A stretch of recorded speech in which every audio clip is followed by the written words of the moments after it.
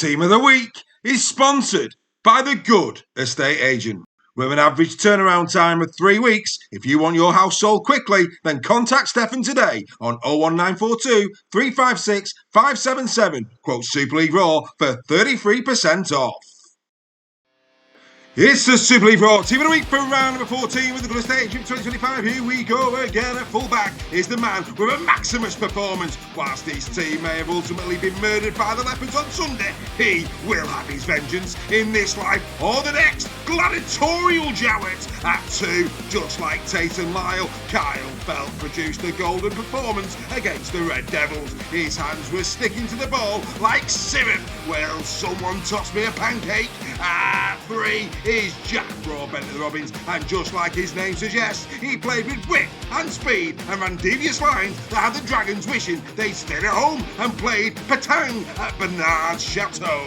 At 4, and how do you like your marmalade? Well, with Harry Robertson it doesn't matter, as his tries are shredless and silky, whilst his assists have bits of the most famous centres that have donned the Betfred shirt, and yes, he had the Red Devils on toast. At 5 is Noah Booth, whose catch and pass to set up Jack Broadbent was as delicious as watching Catherine Zeta-Jones dodge laser beams in entrapment with Sean Connery watching on. Press the rewind button, folks. At 6 is Jake Connor. If he was an opal fruit, he would have been promoted from lime or lemon to strawberry or blackcurrant. Whilst he may be a bit tart on the taste buds for some, for us this season, he has been pure refreshment.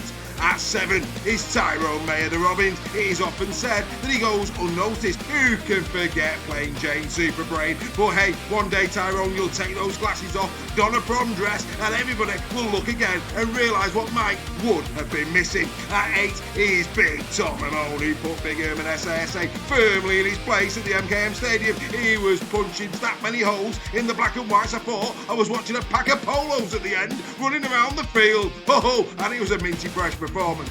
At 9 is Zach Wolford of the Huddersfield Giants. Yes, he may have a questionable furry lip, but his hits were as hard as a lobster's exoskeleton and more enjoyable than Cliff Richard and the Shadows, you could say. Daddy's home, and yes, he's staying. At 10, it's no Jennifer, Alison or Philippa, but Sue. Yes, Jessie Sue. The Dragons may need a little time to get over Sue's domination on their middle unit. And as for Joel Tompkins, Sue ensured, old Red Eyes is back.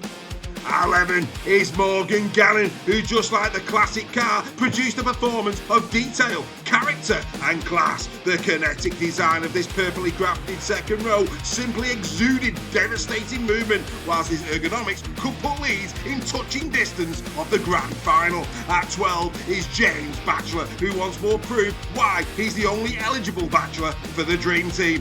FC have simply bought an action figure for 2026. That is a small miniature replica of the real thing. And finally, at 13 is the resurgent Cameron Smith of the Leeds Rhinos, who impaled the Wolves on his horn to devastating effect. Leeds fans will let Paul Vaughan keep his terraced chant because they would rather have the horn of Keverton. That is Cameron Smith, ladies and gentlemen. This is your Team of the Week for round number 14.